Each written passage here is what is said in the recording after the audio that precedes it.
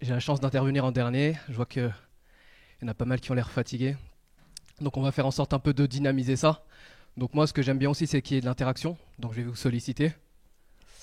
Et du coup, par rapport à ça, on va voir si ça marche déjà. Ok. On va tester vos connaissances sur la location courte durée. Par rapport à la thématique que j'ai montrée, du coup, je vais vous montrer comment augmenter jusqu'à 40% vos revenus et passer moins de 30 minutes sur la gestion. J'ai déjà une question. Ça va arriver tranquillement. Doucement, doucement, on a le temps.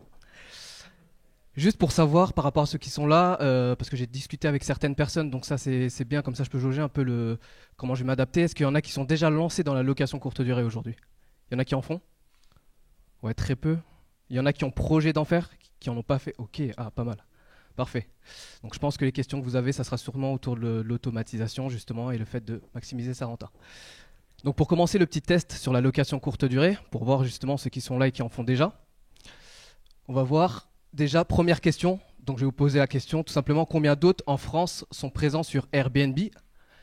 Donc est-ce que, par rapport à ça, je vais faire le vote à main levée, est-ce que vous pensez A qu'il y en a 300 000? Qu'est-ce qu'il y en a qui pensent qu'il y en a 300 000? Plus 500 000? 800 000?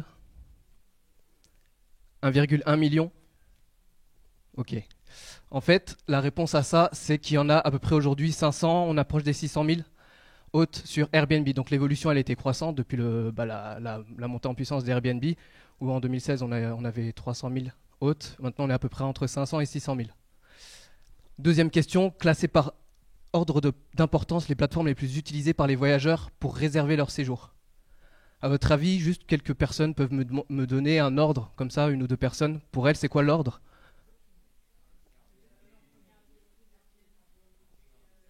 Airbnb, Booking, il y en a qui me disent Airbnb, Booking et après Expedia, site, ok. Est-ce qu'il y en a qui ont d'autres? Ok, après c'est qui?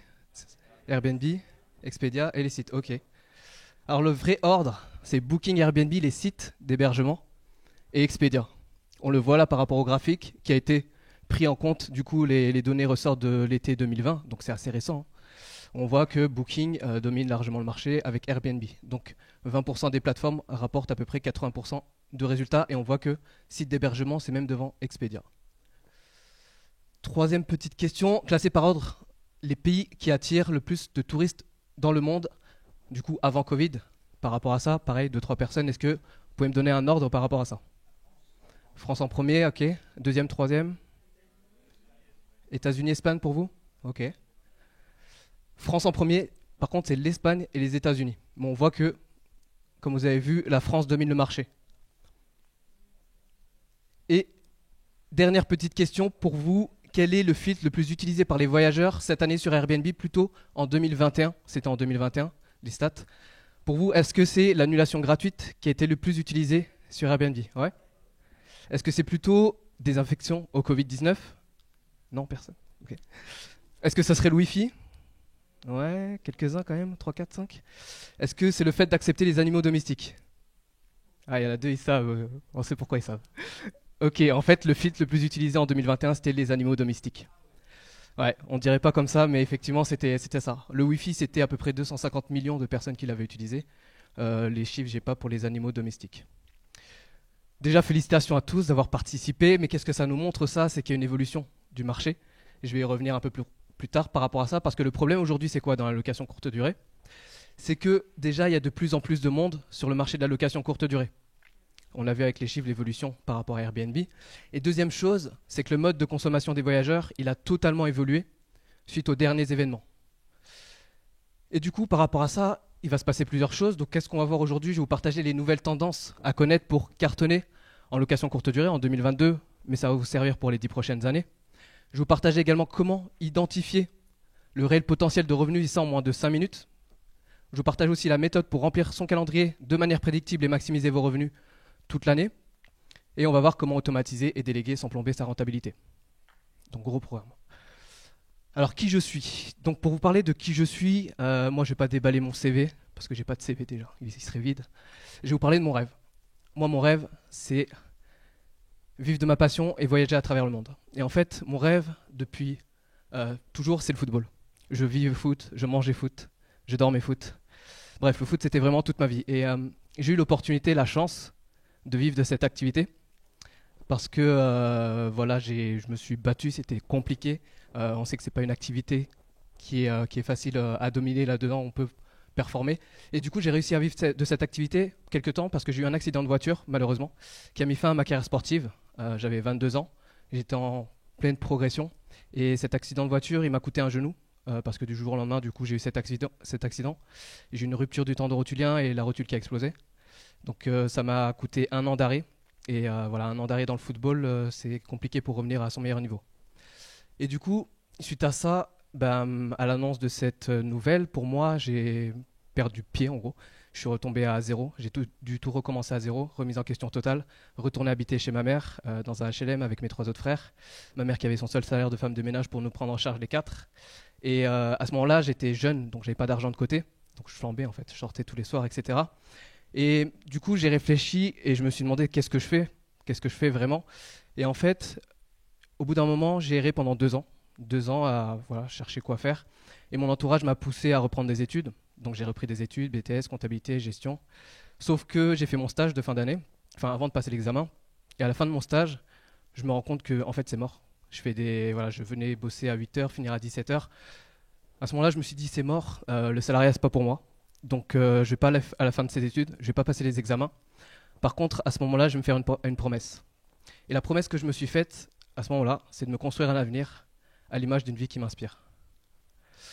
Du coup, pour moi, c'était un nouveau départ, parce que là, peut-être on le voit comme ça, mais de base, je suis très introverti, manque de confiance en moi. Donc je travaille ça, donc j'apprends à me connaître, je m'intéresse au développement personnel, je lis beaucoup de livres, comment se faire des amis, ce genre de choses. Je m'intéresse aussi à la création d'indépendance financière. Autour de moi, j'avais personne qui était dans ce domaine-là. Donc pareil, je lis beaucoup de livres, je regarde beaucoup de vidéos, tout ce qui est voilà, Père riche, Père pauvre, L'autoroute du millionnaire, La semaine de 4 heures, ce genre de livres. Je ne sais pas s'il y en a qui connaissent ce genre de livre ou pas ici. Ouais. Okay. Oh, tout le monde. Okay, quasiment. Et à un moment donné, voilà, à force de regarder ce qui se passe, de lire des livres, de regarder des vidéos sur YouTube, j'ai le déclic. Premier déclic, c'est que je tombe sur une vidéo YouTube où on voit un jeune métis au crâne chauve, qui ressemblait un peu à ce type-là, qui raconte comment il était devenu libre financièrement grâce à l'immobilier. Et pour moi, c'était le déclic parce que je me suis dit, si lui il peut le faire, enfin si lui il l'a fait, moi je peux le faire. Et du coup, à partir de ce moment-là, je me suis dit, mon objectif, c'est d'investir dans l'immobilier le plus rapidement possible. Donc comme je dis, je partais de zéro, je vis en HLM, pas de revenus, j'étais au RSA, chez ma mère, rien, pas d'entourage qui pouvait me booster, me faire évoluer dans ce domaine-là. Et pour moi, c'était un nouveau départ parce que quand j'ai eu ce déclic, du coup, j'ai tout recommencé. Ce que j'ai fait, donc j'ai repris un travail assez, pour moi, ingrat. Donc j'étais distributeur de pubs. Donc je me levais à 4h, 5h du matin, j'ai distribué des pubs dans les boîtes aux lettres des gens. L'après-midi, ce que je faisais, j'étais préparateur de commandes. Donc j'enchaînais, voilà. Le matin, distributeur. L'après-midi, distributeur préparateur commande. Et le soir, j'enchaînais parce que j'avais réussi à reprendre le foot. Donc c'était aussi un complément de revenu. Le soir, j'enchaînais avec mes entraînements et les matchs le week-end. Donc ça, j'ai eu ce rythme-là pendant quelques temps parce que au bout de 6 mois, ce qui s'est passé, je vais vous présenter mon projet du coup, c'est que j'ai trouvé la pépite. La pépite, c'est cet appartement. Donc c'était un T2 que j'avais trouvé, 58 mètres carrés, 2 places de parking, un garage. Donc je l'ai transformé en 2 appartements. Donc un T2, T1 bis, 34 mètres carrés et un studio de 20 mètres carrés. Je vous donne des chiffres également pour vous projeter. Prix d'achat 135 000 euros, frais de notaire 10 000 à peu près, 55 000 de travaux. Et le mobilier, il y en avait à peu près pour 5 000 euros. Donc investissement total, 205 000 euros. Donc il y a eu beaucoup de travaux du coup, à peu près 6 mois de travaux. Donc pour vous partager du coup mon parcours dans la location courte durée. Donc là on voit les appartements une fois finis les travaux. Donc ils étaient clairs, propres, lumineux. Par contre je trouvais qu'ils faisaient un peu appartement témoin en fait. À part ça, il n'y avait pas d'âme trop qui se dégageait. Donc on voit au-dessus c'est le T1 bis. Donc il y avait une petite terrasse, la chambre au fond. En bas le studio c'était un canapé clic-clac que j'avais mis pour le meuble télé, etc. Donc 20 mètres carrés. Et au niveau du lancement, ce qui s'est passé, donc bilan de la première année, je génère à peu près 33 000 euros de chiffre d'affaires, donc 33 000 euros de revenus. Pour vous situer, je me situais déjà dans la tranche moyenne haute par rapport aux revenus générés, parce que c'est bien de donner des chiffres, mais c'est bien de le mettre aussi en corrélation avec la réalité de marché. En termes de taux de remplissage, j'étais plutôt cohérent, donc, enfin plutôt même bien, 86% de remplissage. Pour vous expliquer où j'ai investi sur la côte basque. Donc moi je suis de la côte basque. Donc c'est un secteur très touristique. Donc où c'est vraiment, voilà, il y a de l'activité l'été. L'hiver c'est mort en général.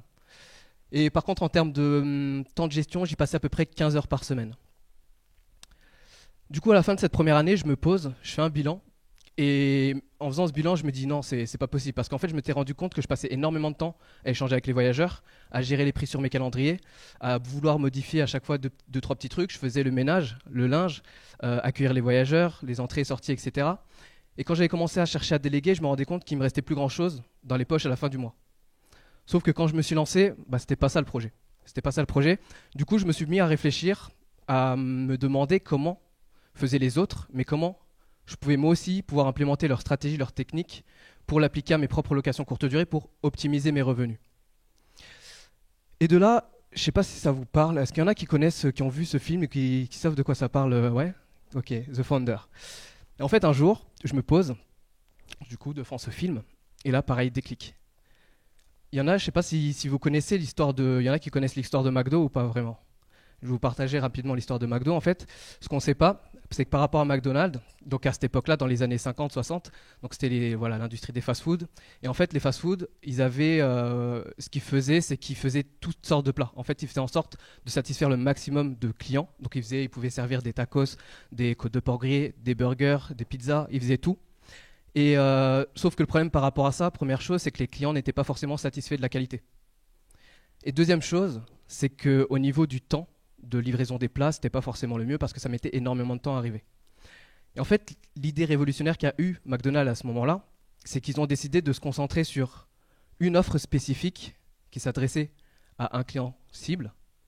Et au-delà de ça, c'est qu'ils ont mis aussi en place toute une chaîne logistique, tout un ensemble de process qui permettait d'optimiser à fond le temps de mise en place, le temps de livraison de leur burger. Ils ont passé, je crois, à peu près moins de 3 minutes sur la livraison. De je ne sais plus combien de temps, à moins de 3 minutes sur la livraison. Donc ça, pour moi, c'était le premier déclic, le fait d'automatiser et le fait de se concentrer sur une offre. Deuxième chose, c'est au niveau de Starbucks. Je me suis toujours demandé, je ne sais pas si c'est votre cas, pourquoi les gens préfèrent aller prendre leur café chez Starbucks plutôt que d'aller prendre leur café au café du coin, parce que Starbucks, pour moi, ils font pas forcément du café magique. Ok, c'est bon, mais c'est plutôt cher au niveau café. Et avec cette réflexion, je me suis rendu compte qu'en fait, la différence entre un café classique et Starbucks, elle se joue à plusieurs niveaux, dont le côté expérience client. Quand on rentre chez Starbucks, il y a un vrai univers, il y a un environnement. On voit au niveau de la personnalisation qui est mise en place au niveau des gobelets, par exemple. C'est vraiment une réelle expérience client qui est mise en avant dans ce type d'enseigne, alors que le café du clan, voilà, il fait du petit café et les gens, voilà, ils vont plus préférer aller chez Starbucks par rapport à ça et prêts à payer plus cher. Avec ces deux idées, je me suis mis à mettre en place et optimiser mes biens. Donc là, au niveau des biens, du coup, donc l'année qui a suivi, j'ai optimisé. Donc en termes de déco, je suis passé d'un appartement à la clair, propre, lumineux à un appartement plus coup de cœur. Donc j'ai appliqué, c'est bon. Au niveau de la déco, donc la déco a été retravaillée. Donc j'ai mis des coussins justement sur les canapés, l'ajout d'un rideau et la mise en place d'une bande jaune sur le mur qui apportait plus de chaleur, plus de gaieté au logement. Parallèlement à ça, au niveau du studio, ce qui a été mis en place du coup, c'est que j'ai transformé complètement le studio parce que j'ai mis en place un lit escamotable. Donc c'est un lit qui se glisse sous l'estrade. Ça apportait c'était plus pratique pour les voyageurs, ça agrandissait l'espace, même avec le miroir du coup. Le fait de mettre un miroir aussi, ça agrandit l'espace. Enlever le meuble télé pour accrocher la télé au mur. Et le but, c'était de créer plusieurs espaces du coup, avec un petit coin salon et un coin canapé du coup, et aussi lit. Et j'ai changé le clic-clac pour le mettre en lit escamotable parce que je me suis rendu compte, après avoir sondé les voyageurs, que ce qui leur satisfaisait plus, c'était justement le fait d'avoir un lit, un vrai lit confort, c'est ce qu'ils attendaient. Donc j'ai cherché vraiment à travailler sur le côté décoration, équipement, pour favoriser le confort des voyageurs et la qualité de service. Résultat par rapport à ça, l'année qui a suivi, donc je suis passé de 33 000 euros de revenus à peu près à plus de 46 000 euros de revenus, donc c'est une augmentation de près de 40%. En taux de remplissage, donc j'ai augmenté un petit peu, 6 points, donc je suis passé à 92% de remplissage. En termes de temps de gestion, je suis passé à moins de 30 minutes par semaine. Pardon ? Ça a varié tout le temps, mais c'est à peu près 40% en tout. C'est lissé à l'année là.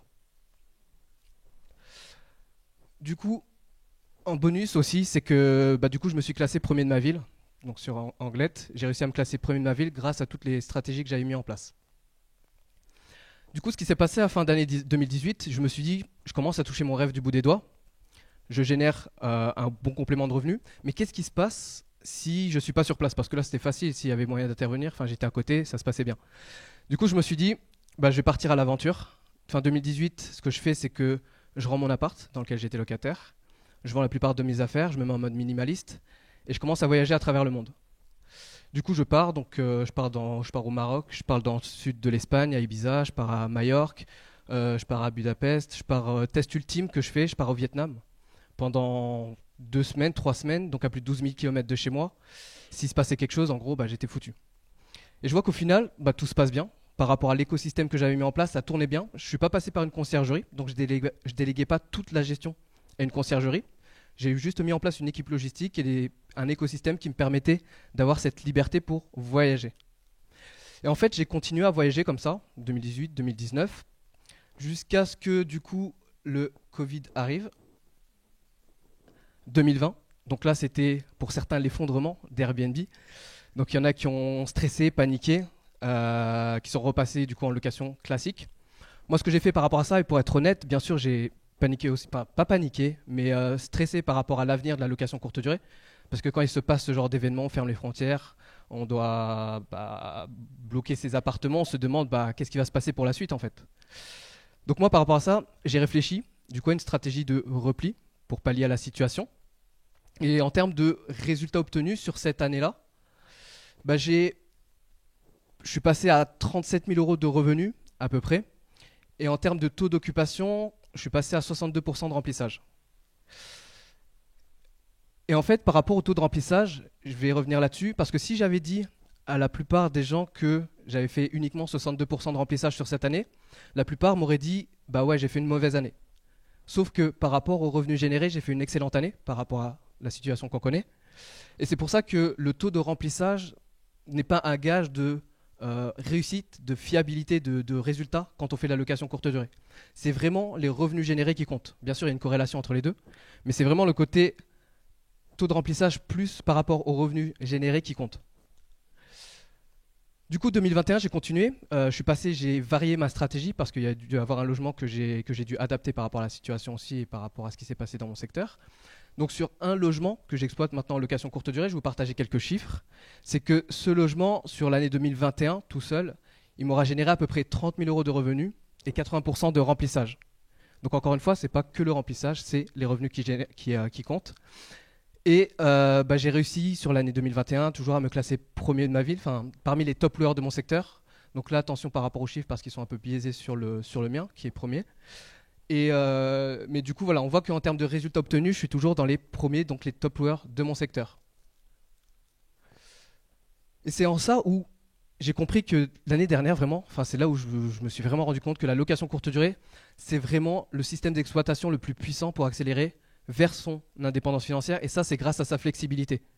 Par rapport à tous les modes d'exploitation qui existent aujourd'hui, pour moi, c'est vraiment le plus puissant parce qu'on peut louer du coup à la nuitée, à la semaine. On peut faire de la location moyenne durée, donc au mois jusqu'à 90 jours. On a la possibilité de bloquer son logement pour y séjourner. Donc moi, c'est ce que j'ai fait par exemple quand il y a eu le Covid. Je suis allé habiter dans un de mes appartes. Si on est en résidence principale, on peut louer jusqu'à 120 jours par an pour se faire un complément. Aujourd'hui, il y a même des possibilités d'échanger son logement avec d'autres logements un peu partout dans le monde. Et du coup, pour résumer qui je suis, au final, aujourd'hui, je suis fondateur de Le Consultant BNB, qui est une société de conseil dans laquelle j'accompagne des propriétaires, investisseurs, conciergeries dans l'optimisation de leurs biens en location courte durée. Je suis également le créateur de Top Lower Academy. C'est une académie que j'ai lancée pour les aider justement, toutes ces personnes, à créer leur vie sur mesure grâce à la location courte durée. Je suis aussi ambassadeur super hôte Airbnb et leader de communauté Airbnb Pays Basque depuis 1 an maintenant. J'ai écrit aussi un livre, donc comment maximiser sa rentabilité et remplir son calendrier toute l'année, donc qui est disponible aussi sur Amazon. Et je suis avant tout un nomade digital, je tiens à le rappeler parce que ça c'est une de mes valeurs fondamentales, le côté voyage, le côté passion. Aujourd'hui c'est ça que j'ai réussi à réaliser, le côté vivre de ma passion, qui aujourd'hui ça c'est vraiment ma passion, allié à mon désir de voyage, donc je suis avant tout un nomade digital. Et j'aime à préciser aussi que j'estime que pour moi ma mission de vie c'est d'aider un maximum de personnes à construire un avenir à l'image d'une vie qui les inspire. Et du coup, mon objectif aujourd'hui, c'est vous montrer comment vous aussi, vous pouvez obtenir le même type de résultats. Alors, je vais vous partager déjà le top 9 erreurs des propriétaires qui les empêchent justement d'avoir les résultats souhaités. Donc, ces erreurs, normalement, à la fin, quand je vous les aurai partagées, vous ne devriez plus faire ces erreurs. Première chose, c'est de brader les prix en premier, en pensant que c'est uniquement le critère de prise de décision des voyageurs et que ça va leur permettre de louer plus. Deuxième erreur, c'est qu'ils font une étude de marché improvisée en regardant sur le voisin Airbnb. Troisième erreur, c'est qu'ils négligent beaucoup la qualité d'annonce. Souvent, c'est des annonces mal travaillées, photos amateurs, ce genre de choses. Quatrième erreur, c'est qu'ils passent trop de temps sur des tâches chronophages, à peu de valeur ajoutée, donc tout géré à la main, tout géré avec des fichiers Excel par exemple. Cinquième erreur, c'est qu'ils n'utilisent pas les meilleurs canaux de visibilité. Donc comme on l'a vu, il y en a à privilégier plus que d'autres. Autre erreur qui est faite, c'est qu'ils ne connaissent pas les modalités d'exploitation en location courte durée. Donc comme j'ai dit, on peut le faire, c'est vraiment assez large en termes de type d'exploitation qu'on peut en faire, c'est pas que à la nuitée ou à la semaine. Autre erreur qui est faite, c'est qu'ils ne maîtrisent pas leurs chiffres. Aujourd'hui, si vous ne maîtrisez pas vos chiffres dans la location courte durée, ça ne marchera pas, parce que vous ne saurez pas sur quoi vous fondez pour développer votre activité. Autre erreur qui est faite aussi, c'est qu'il n'y a pas d'objectif clair. On en a parlé, je pense que c'est un point qui revient tout le temps. Si vous n'avez pas d'objectif, vous n'arrivez pas à obtenir les résultats souhaités. Et dernière erreur qui est faite en général, c'est qu'il n'y a pas de stratégie claire. Aujourd'hui, si vous vous lancez dans la location courte durée sans stratégie, ça ne marchera pas non plus. Conséquence par rapport à ça, en général, c'est que la plupart des personnes paniquent, stressent, il y a une remise en question totale de l'activité, et en général, ils abandonnent. Du coup, on va voir comment être sûr de cartonner en location courte durée en 2022. Et je pense que ça pourra vous servir encore une fois pour les au moins 10 prochaines années. Parce que aujourd'hui, on est vraiment dans un monde à deux vitesses, où il y a l'ancien monde de la location courte durée. C'est un monde qui était ouvert, justement, un marché ouvert aux opportunités, où il suffisait tout simplement de mettre en place son annonce sur Airbnb, par exemple, et attendre que les réservations tombent. C'est qu'on avait aussi des réservations longtemps à l'avance, et c'est qu'aussi on pouvait se contenter du minimum pour louer son logement. Aujourd'hui, ça a totalement changé dans le nouveau monde de la location courte durée, parce que c'est un marché qui est ultra dynamique, ça va très vite. C'est qu'il y a des acteurs qui se professionnalisent aujourd'hui de plus en plus. C'est qu'il y a aussi une montée en gamme dans la qualité de service. Il y a aussi le fait que les stratégies, elles varient dans le temps. Et enfin, c'est le fait qu'il y ait une adaptation par rapport à la crise sanitaire. Et le constat par rapport à ça, il y a plusieurs points. Déjà, c'est qu'il y a moins de réservations à l'avance. C'est aussi qu'il y a plus de réservations en dernière minute. C'est aussi le fait que les voyageurs, ils ne cherchent plus uniquement à louer des nuits. Les voyageurs aussi sont de plus en plus exigeants par rapport aux prestations auxquelles ils s'attendent. Et c'est qu'il y a aussi une ouverture massive au télétravail. Et par rapport à ça, du coup, ce que vous allez devoir faire, c'est déjà vous adapter à l'évolution. Donc vous adapter à l'évolution, c'est quoi? C'est déjà adapter ses conditions générales de vente, première chose. Ensuite, c'est faire évoluer sa politique d'ouverture de calendrier. Aujourd'hui, il y en a encore, je vois, qui se forcent à faire du 7 nuits minimum, par exemple. Aujourd'hui, ça n'existe quasiment plus. Il y en a qui vont chercher ça, mais ça se fait de plus en plus rare. C'est aussi le fait d'augmenter le standing de vos prestations. Donc augmenter la qualité de service, justement. Proposer des services adaptés à sa clientèle cible. Aujourd'hui, dans la location courte durée, vous avez la possibilité de cibler une clientèle cible que vous voulez attirer dans vos logements. Et ça va être aussi le fait de se professionnaliser. Et du coup, ma théorie en 3 étapes par rapport à ce qui est en train de se passer, ce qui va se passer par la suite. Première chose, c'est que le marché va s'écrémer naturellement. Donc c'est la fin du monde amateur. Donc toutes les personnes qui faisaient ça un peu en mode amateur, justement, vont sortir du marché petit à petit. Deuxième chose, c'est que ceux qui survivront à tout ce qui est en train de se passer sont ceux qui créeront le plus de valeur et offriront le plus de flexibilité aux voyageurs. Et troisième chose, c'est que l'automatisation, ça va devenir un mode d'exploitation, un mode de gestion commun au plus grand nombre, tout simplement pour obtenir plus de liberté et d'optimisation au niveau de la gestion à ce niveau-là. Du coup, je vais vous partager 3 clés pour maximiser vos revenus sans vous créer un second job. Première clé, c'est déjà identifier le potentiel de revenus à générer. Deuxième clé, c'est mettre en place une stratégie de commercialisation.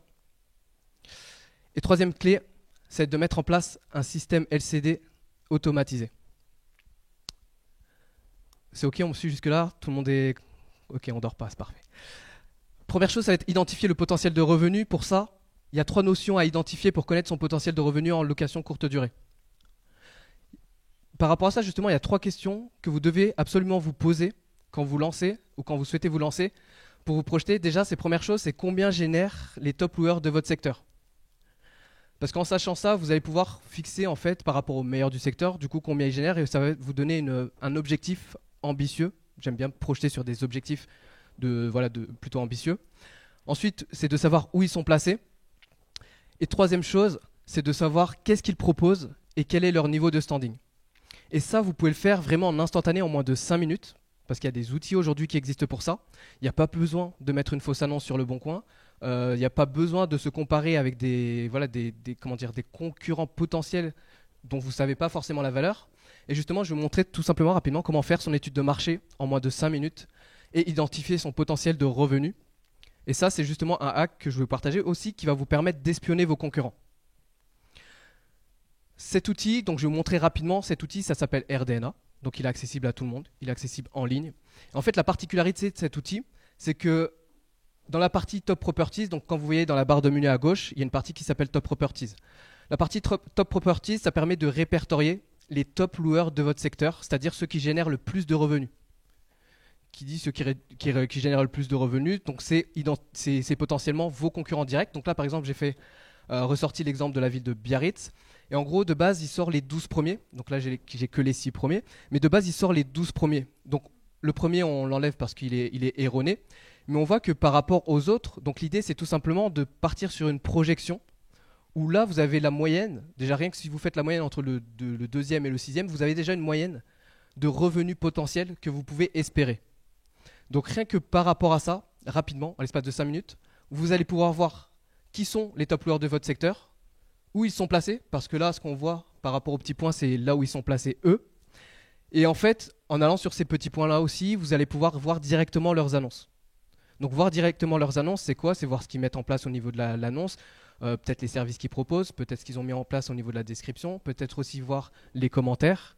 C'est comme ça que vous allez faire votre étude de marché et voir ce qui marche pour eux, pour identifier comment vous allez pouvoir aussi sortir du lot, vous démarquer de la concurrence et faire partie de ces top loueurs-là aussi.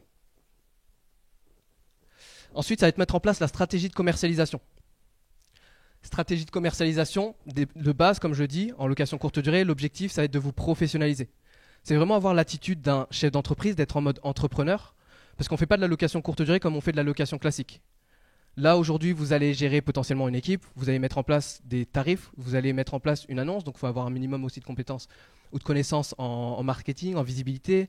Donc il y a ce genre de choses à maîtriser et c'est pour ça qu'il faut se professionnaliser et être en mode entrepreneur. Du coup, je vais vous partager les 6 steps d'une LCD à succès. Et la première étape, déjà, ça va être de valoriser son offre. Valoriser son offre, ça passe par quoi? Déjà, la décoration, comme on l'a vu. Le fait de créer le coup de cœur auprès des voyageurs, de sortir du lot par rapport à ça, leur faire vivre une expérience unique. C'est aussi monter en gamme par rapport aux équipements, que ce soit au niveau de la qualité, mais aussi chercher à maximiser le confort des voyageurs. Ça va être aussi par rapport aux services, les services que vous proposez. Donc les services proposés dans un logement basique ne vont pas être les mêmes dans un logement que vous allez monter en gamme. Donc c'est partager peut-être les bons plans, mettre un kit d'accueil à l'arrivée, offrir justement plus de, comment dire, ça peut être les lits parapluies, ce genre de choses, on l'avait aussi ça. Donc voilà, c'est monter en gamme par rapport aux services pour augmenter la valeur perçue de votre logement, ce qui va vous permettre de louer plus et plus cher que vos concurrents. Deuxième chose, c'est mettre en place une annonce de top qualité. Et par rapport à ça, j'ai une question à vous poser. Est-ce que votre client de rêve, parce que le but c'est d'attirer les clients, les voyageurs que vous souhaitez voir séjourner chez vous, est-ce qu'il va avoir tendance à s'arrêter sur ce type de vitrine, boutique de rêve fou, un peu délabrée, qui ne ressemble pas à grand chose? Ou est-ce qu'il va plutôt préférer s'arrêter devant ce genre de devanture où on voit quelque chose de lumineux, d'attrayant, qui donne envie de rentrer? Donc c'est ça qu'il faut vraiment se dire, parce que votre annonce, c'est votre vitrine. Si vous ne travaillez pas la qualité des photos professionnelles, si vous ne mettez pas un titre en avant avec les points forts de votre logement, le fait de mettre aussi une description coup de cœur, tout ça, c'est ce qui va un peu conditionner votre annonce et votre vitrine pour faire en sorte d'attirer les voyageurs premium, donc les voyageurs qui vont pouvoir payer plus, qui vont être prêts à payer plus que les autres, tout simplement. Ensuite, ça va être choisir les meilleurs canaux de visibilité. Donc on l'a vu un petit peu avant par rapport aux canaux de visibilité, mais j'aimerais vous parler d'une notion, je ne sais pas s'il y en a qui connaissent parmi vous, la notion d'océan rouge, océan bleu. Est-ce qu'il y en a qui connaissent ça? Ouais, non, rapidement, ok. Je vais en parler rapidement. Océan rouge, en fait, à la différence de l'océan bleu, c'est le monde un peu des requins. C'est là où tout le monde se place, c'est là où c'est compliqué de se faire une place sur le marché. Un peu comme on voit à l'image là, c'est que tout le monde essaye de pêcher son poisson, sauf qu'il y a personne qui a réussi à pêcher son poisson, donc tous les paniers sont vides.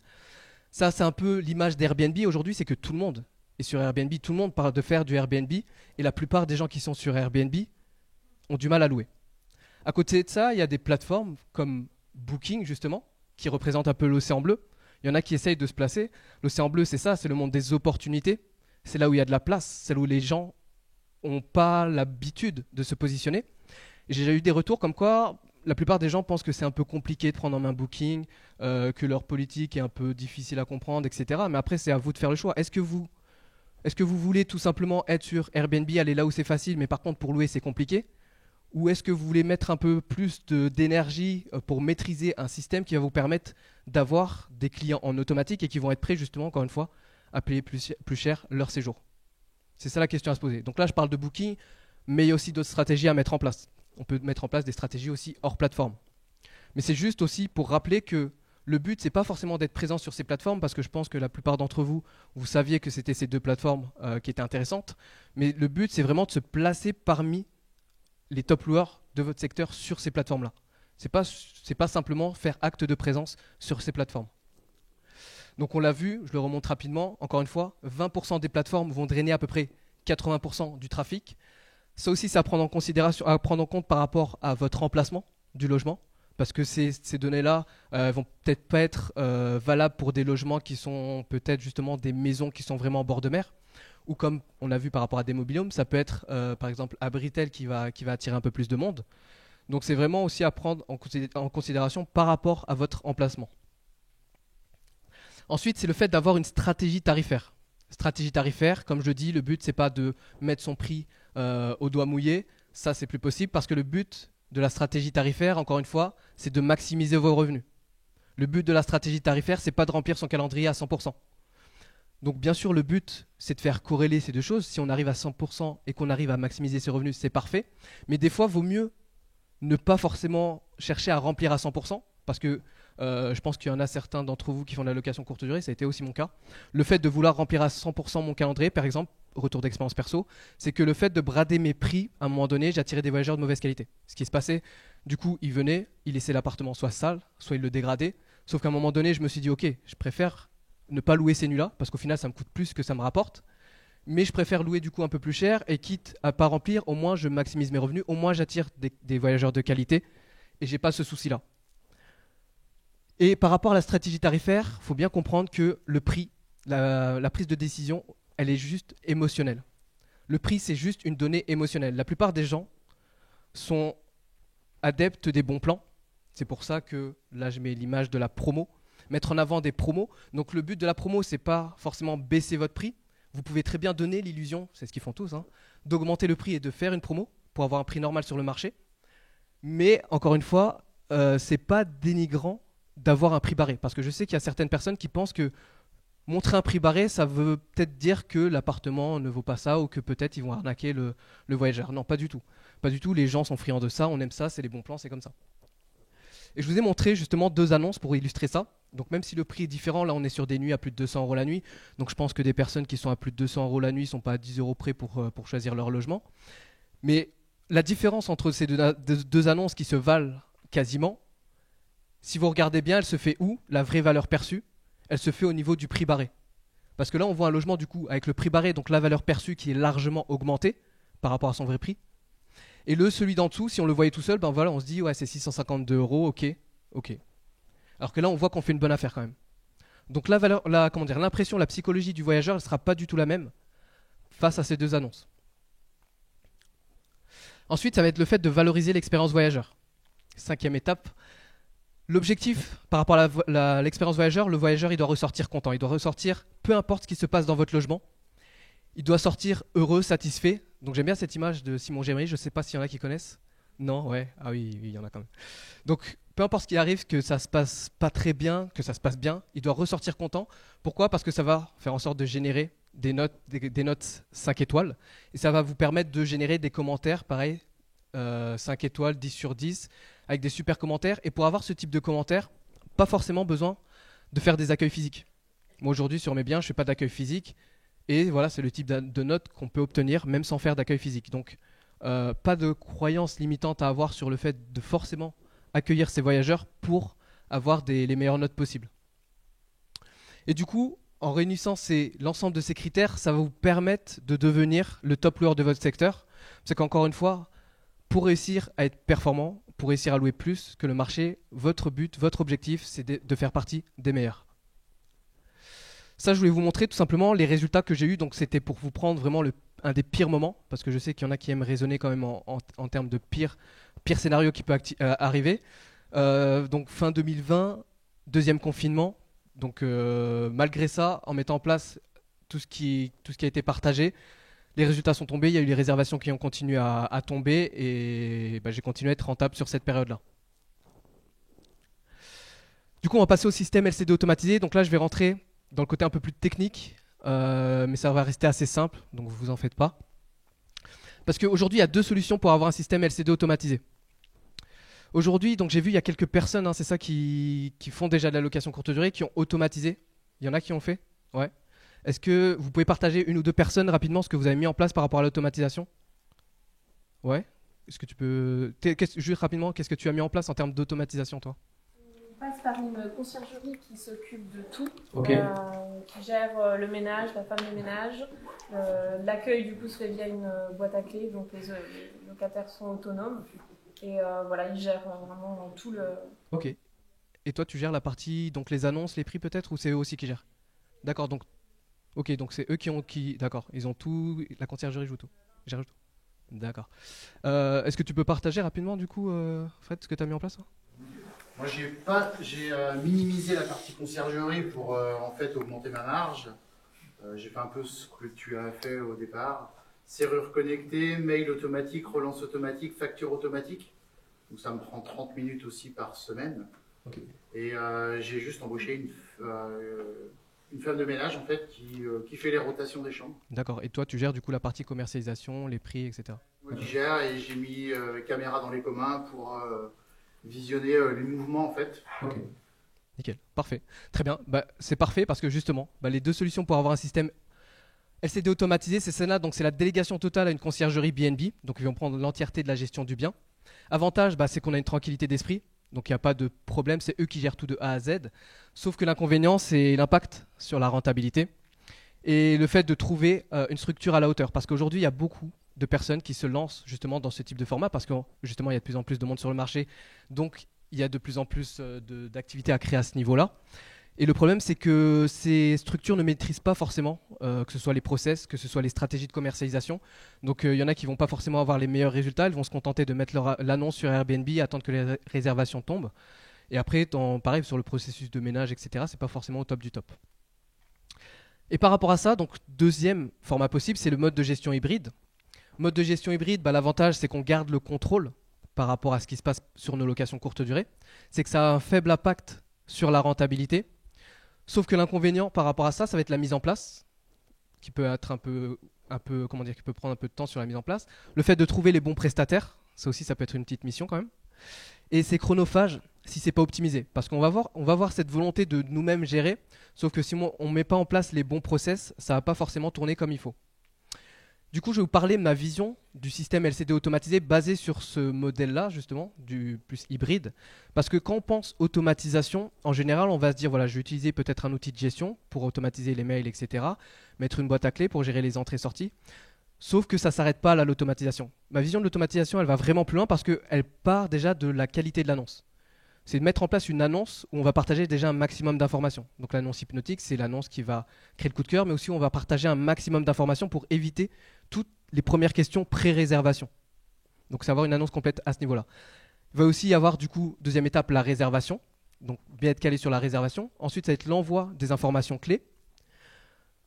Étape qui est négligée ou oubliée par la plupart des propriétaires, c'est l'apport de valeur. Chose qu'on néglige parce qu'on se dit, voilà, on envoie les informations, les gens vont arriver à l'appartement et tout va bien se passer. Sauf qu'on peut déjà les conditionner sur la phase d'après pour laisser des notes et des commentaires positifs en créant et en apportant de la valeur dans ce process-là. Ensuite, ça va être de vérifier justement que le client passe un agréable séjour pour qu'il laisse ensuite des notes et des commentaires 5 étoiles. Et ça, c'est la création d'un cercle vertueux avec l'idée de ne pas penser uniquement à son propre besoin, mais se concentrer sur le besoin du voyageur. Du coup, par rapport à ça, faut comprendre la psychologie du voyageur. Donc, à votre avis, qu'est-ce qu'il cherche ou qu'est-ce qu'il attend un voyageur quand il fait sa réservation par rapport à son arrivée dans le logement? Est-ce que vous avez des idées par rapport à ça? J'ai perdu tout le monde. Pardon? Ok, fidèle à l'annonce. Simple. Ouais. Ok. Ouais. Mais en fait, déjà, ce qu'il cherche et ce qu'il attend, c'est la sérénité, c'est être guidé par rapport à son parcours. Il cherche à avoir confiance. Il cherche aussi à passer un agréable séjour. Il cherche aussi les bons plans par rapport au secteur, par rapport à là où il vient. C'est pas uniquement le logement, c'est pas uniquement l'appartement qu'il réserve, qu'il cherche, c'est vraiment les bons plans aussi. Et au final, ce qu'il veut, c'est être traité comme un prince. Et nous, ce qu'on doit faire par rapport à ça, ça va être le rassurer, ça va être anticiper ses besoins, ça va être aussi de lui partager les informations indispensables pour son arrivée, ça va être de constamment lui apporter de la valeur et chercher à lui faire vivre vraiment une expérience unique dans votre logement. Et du coup, à votre avis, qu'est-ce qu'on peut automatiser dans la location courte durée? Ouais, message. Quoi d'autre? Les clés, l'accueil, ok. Et autre chose? Facture. Ouais, facture. Yes. Alors on peut automatiser presque tout. Donc la synchronisation des calendriers. On peut automatiser les tarifs, la communication client-prestataire, les encaissements, la caution, contrat de location, l'envoi de factures, l'envoi de guide de bienvenue, l'envoi de guide d'accès au logement et les entrées-sorties avec boîte à clés ou serrure connectée. Et du coup, ce qu'on va déléguer par rapport à ça, ça va être le ménage, ça va être le linge. Et j'ai mis la communication en option, pourquoi? Parce que ça arrive que des voyageurs, parce que même si on met en place un système automatisé avec l'envoi des messages aux voyageurs, il y en a, ils passent à travers. Soit ils passent à travers, soit il y en a, ils vont pas forcément tout comprendre, ils vont avoir des questions spécifiques. Donc on ne peut pas automatiser à 100% la communication.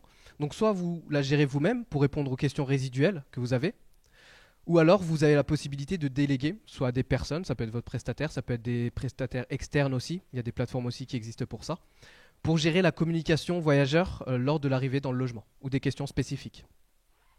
Et là je vais vous partager quelques outils à utiliser justement pour automatiser sa location courte durée. Donc en termes de channel manager, vous savez ce que c'est un channel manager ou pas? Je vais rapidement expliquer ce que c'est pour ceux qui ne savent pas. Un channel manager, c'est l'outil qui va permettre de centraliser l'ensemble de la gestion de vos locations courte durée au sein d'un seul et même endroit. Donc par exemple, vous êtes présent sur Airbnb, Booking, Abritel ou autres. En utilisant ce type d'outil, vous allez centraliser l'ensemble de la gestion de ces différentes plateformes au sein de cet endroit-là. Donc vous allez pouvoir gérer tout ce qu'on a vu, les prix, les messages et tout ça, tout simplement. Donc moi, par exemple, personnellement, j'utilise Beds24. Il existe un tas d'outils pour gérer ces locations.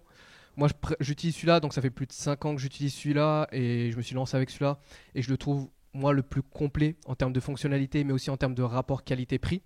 Donc le choix du channel manager se fait aussi par rapport à ses aspirations de développement. Ça, je le précise parce qu'on ne va pas utiliser les mêmes outils si on a un seul bien, qu'on n'a pas pour projet de multiplier les investissements immobiliers, que si on a par exemple une conciergerie, on va en avoir beaucoup. Donc ça, par rapport à ça aussi, c'est bien faire attention au type d'outils qu'on utilise parce qu'en général, quand on met en place ce système, on ne va pas forcément le changer tous les ans, donc c'est important de choisir le bon. Ensuite, ça va être Jotform, donc ça c'est pour générer des formulaires de contrats de location qui sont dématérialisés pour signer les contrats de location en ligne par exemple. Donc ça c'est pour quand j'ai par exemple des réservations en direct, ou envoyer des mails des messages de confirmation, demander qu'ils me remplissent un formulaire pour confirmer leur réservation. Il y a Stripe aussi, donc Stripe c'est un TPE virtuel qui gère les encaissements et les cautions. Donc plutôt que de se faire payer par chèque, par cash ou autre, là avec ce type de TPE, vous envoyez un lien, vous envoyez soit un lien direct, vous envoyez un lien direct pour que les voyageurs payent directement en ligne par carte bancaire. Il y a aussi Gmail, donc ça c'est pour la gestion de la communication. Native Clipboard, ça je l'utilise plus trop spécialement, mais je l'utilise à un moment donné, c'est pour préenregistrer les messages tout simplement. S'il y avait des messages à envoyer pour des questions spécifiques, c'était déjà préenregistré. Je vais vous montrer rapidement ce que j'utilise maintenant. Il y a Pricelabs. PriceLab, c'est pour automatiser les tarifs. Moi, j'ai utilisé au début, je l'utilise pas forcément aujourd'hui parce que j'ai pas forcément confiance en leur application tarifaire, même si par rapport à la réalité de marché, ils sont pas très loin. Mais je préfère piloter mes prix personnellement. Ouais, mais la PriceLab, en fait, eux, ils font évoluer dynamiquement les prix. Le PMS, si vous mettez les prix c'est vous qui mettez les prix. Après, c'est voilà. Mais eux, PriceLab, c'est eux qui gèrent les prix, ils les font augmenter, baisser automatiquement. En fonction du marché, en général, ils vont faire ça par rapport au marché. Hmm. Ensuite, il y a Google Agenda, donc pour la gestion des calendriers. Aujourd'hui, depuis le téléphone, c'est possible de voir directement sur son agenda le calendrier. Et après, ça va être le fait de mettre en place serrure connectée ou boîte à clés, donc pour gérer automatiquement les entrées et les sorties. Et du coup, je voulais rapidement vous présenter mon tunnel de réservation, parce que ça, pour moi, c'est le cœur, c'est un peu le moteur de la partie automatisation. Ce qu'on ne voit pas, en fait, c'est que tous les voyageurs ne voient pas, ou forcément nous, on ne voit pas. Mais en gros, pour vous expliquer le process étape par étape, comme je vous l'ai dit, c'est que déjà, ça part de l'annonce, la qualité de l'annonce. Ensuite, il y a la réservation. Donc, par exemple, on part d'un principe réservation sur Booking. Airbnb, en gros, pour expliquer, Airbnb, c'est eux qui gèrent les encaissements. Donc, il n'y a pas besoin d'encaissement. Moi, aujourd'hui, par exemple, j'utilise Stripe parce que c'est moi qui encaisse les réservations sur Booking. Donc, réservation Booking. Donc, il y a Stripe qui se déclenche. Donc, l'encaissement, il passe directement. Ensuite, il y a mail qui est envoyé, mail de confirmation de réservation, avec un SMS aussi en automatique qui est envoyé après la réservation. Il y a un mail aussi qui est envoyé au prestataire de service. J'utilise aussi une application qui s'appelle My Business BNB qui est aujourd'hui reliée au Channel Manager Bet24 pour donner la possibilité aux prestataires de voir ce qui se passe directement sur le calendrier plutôt que sur l'outil, parce qu'il n'y a pas d'application propre à Bet24 aujourd'hui. Donc j'utilise ça. Ensuite, il y a un mail qui part à J-7 avant l'arrivée du voyageur pour lui rappeler justement que son séjour arrive et lui redonner des informations. Pareil avec le mail à J-1 avec l'arrivée imminente. Il y a aussi un mail le jour J pour lui rappeler justement les instructions d'entrée. Là aussi, il y a un SMS qui est envoyé préenregistré. Pareil, ça prend 10 à 20 secondes à envoyer parce qu'il est préenregistré. Il y a la caution qui se déclenche automatiquement. Ensuite, pareil, donc avant ce que je mettais, c'était un mail le lendemain de son arrivée. Je mettais un mail le lendemain de son arrivée pour savoir si tout se passait bien, etc. Sauf que j'ai rapidement enlevé ça parce que je me suis rendu compte que au final, ils n'ont pas forcément besoin. Et quand je leur posais une petite question, c'était l'engrenage en fait. Parce qu'ils avaient un petit problème et en fait, ça a engagé encore plus de questions. Et je me suis rendu compte qu'au final, ça se passait très bien quand je ne leur demandais pas. Et donc j'ai enlevé ce mail-là, tout simplement. Ensuite, il y a un mail qui est envoyé à J-1 par rapport à leur départ pour leur redire les instructions de départ, comment ça se passe pour enlever par exemple les draps du lit, pour nettoyer le logement. Parce que si on ne leur dit pas, ils ne le font pas. Et après, il y a le message de départ, donc le lendemain en général du départ, pour les remercier pour leur envoyer un message de remerciement et les inciter à laisser une note et un commentaire positif. Et après, il peut y avoir des messages de fidélisation derrière. Et en gros, tout ce process-là, il y en a peut-être qui vont penser que est-ce que ça fait beaucoup ou pas beaucoup tant de mails, mais c'est important, c'est la répétition. Parce qu'on peut passer à travers le premier mail, à travers le deuxième ou le troisième, on peut l'avoir vu passer, mais oublier.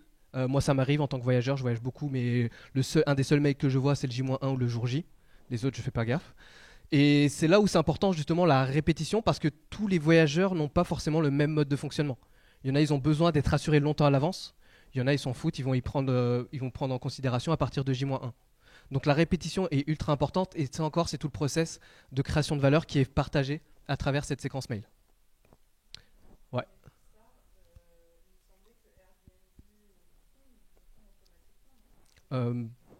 Si tu mets en place, ouais.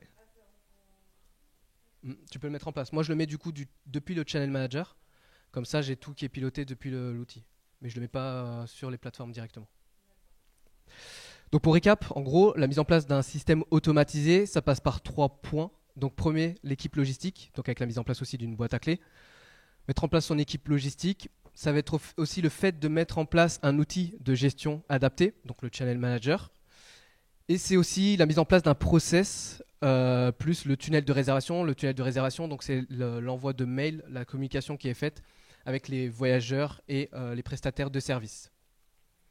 Et ça, par exemple, c'est ce que j'avais mis en place avec une des personnes que j'ai accompagnées, qui avait sur un immeuble et qui aujourd'hui, par exemple, avec une projection plus loin, en mettant en place ce type de système, on peut aller vraiment plus loin dans son développement d'activité. Parce que grâce à ça, du coup, ça ouvre des nouvelles portes. Il y en a, ils vont penser justement à développer une conciergerie. Lui, aujourd'hui, il a une conciergerie qui développe à travers la France, une conciergerie nationale avec plus de 40 logements, en basant justement sur la mise en place d'un système automatisé qu'il a dupliqué par la suite. Donc c'est là où c'est puissant. Vous pouvez le faire pour vous-même en tant qu'investisseur ou alors développer votre propre structure, entreprise, conciergerie, sous-location professionnelle par exemple. Et au final, par rapport à ça, ce qui vous restera, ça sera tout simplement optimiser votre temps. Donc c'est quoi optimiser votre temps? C'est se concentrer sur des tâches à plus haute valeur ajoutée. Ça va être aussi lancer d'autres projets, pro ou perso. Ça va être aussi passer peut-être plus de temps avec vos proches, avec votre famille. Ça va être aussi dupliquer ou vous créer un empire avec la location courte durée, comme j'ai expliqué. Et par rapport à ça, justement, pour vous emmener vraiment plus loin par rapport au potentiel qu'il existe dans la location courte durée, si vous vous lancez sur ce créneau-là et si c'est quelque chose qui vous plaît, je vais vous partager justement les 4 niveaux d'évolution qu'il y a dans la location courte durée. Parce que le premier niveau, ça va être le niveau amateur. Donc le niveau amateur, c'est ceux qui vont rester justement dans l'ancien monde de la location courte durée, qui n'ont pas ou peu d'ambition. Et ça encore par rapport à ça, il n'y a aucun jugement de valeur. Il y en a qui font ça juste comme ça, ponctuellement. Voilà, ça peut être un passe-temps ou un petit complément de revenu. Donc ça, c'est le niveau amateur. On va voir le niveau pro. Ça va être celui qui maîtrise son marché. Ça va être celui qui a un système prédictible pour remplir son calendrier, maximiser ses revenus. Ça va être aussi celui qui a mis un système LCD automatisé en place. Et c'est la personne qui génère au moins un bon complément de revenus par rapport à cette activité. Au niveau du troisième step, on va passer au niveau expert. Donc l'expert, pour moi, c'est vraiment celui qui maîtrise l'écosystème complet de la location courte durée. C'est celui qui a développé une ou plusieurs activités dans la location courte durée. C'est celui aussi qui a diversifié ses activités et c'est la personne qui vit réellement de cette activité aussi. Et le dernier niveau, pour moi, c'est le niveau élite. Le niveau élite, c'est pour ceux qui sont vraiment ambitieux. C'est ceux qui ont des grands projets, créent un empire. Donc c'est ceux qui ont plutôt l'aptitude à développer des concepts à plus grande échelle. Donc il y en a, ils lancent peut-être des petites conciergeries à taille humaine. Il y en a, ils vont justement des plus gros projets. Ils veulent se positionner sur le marché, avoir des centaines de biens, etc. Pour moi, c'est un peu ça le niveau élite. C'est celui qui veut créer vraiment un empire autour de la location courte durée. Et vous, aujourd'hui, ce qui est important de comprendre, c'est qu'avant de voir peut-être d'en vivre ou de créer un empire, c'est vraiment le plus important, c'est déjà vous professionnaliser. Si vous voulez commencer à avancer, évoluer dans le monde de la location courte durée, vous faire une place, justement générer un complément de revenu ou vivre de cette activité, première phase, c'est déjà maîtriser son marché, avoir justement une stratégie de commercialisation pour remplir son calendrier et maximiser ses revenus, et avoir un système LCD automatisé en place.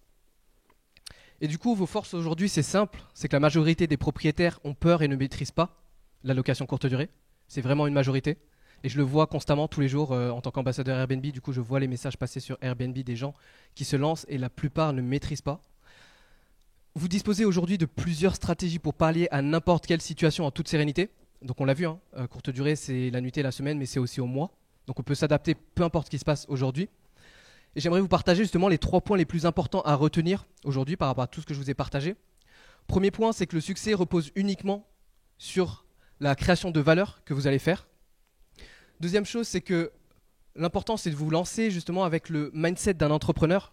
Aujourd'hui, quand vous vous lancez encore une fois dans la location courte durée, c'est se projeter en tant qu'entrepreneur, en tant que chef d'entreprise, parce que vous allez avoir des choses à piloter derrière.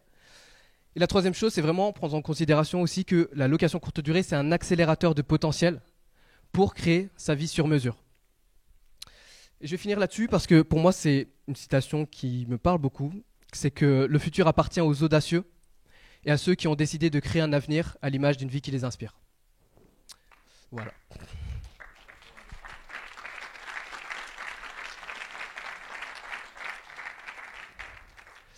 Et juste voilà, pour ceux qui ça m'intéresse de tester justement le QR code parce qu'en fait je vous ai réservé pour ceux qui ça intéresse justement. Pour aller plus loin, je vous ai mis à disposition un pack secret.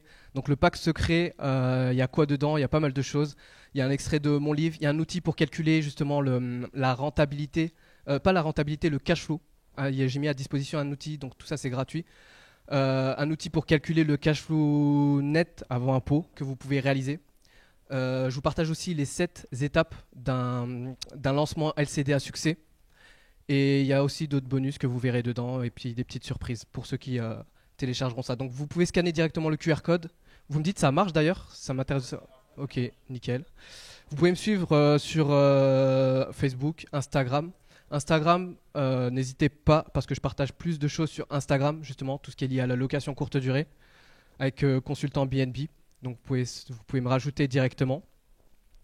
Et par mail à steven@leconsultantbnb.fr. Voilà, donc si vous avez des questions, je suis là pour vous. Ouais, dis-moi. Le lit non, pour les enfants. Je mets des jouets à disposition, jeux de société, ce genre de choses. Jeux de cartes, c'est ça, c'est mettre des petits jeux pour les enfants, ouais. Ça fait la diff. Ouais. Il y en a même qui me laissent des dessins dans le livre d'or et tout ça. Ouais.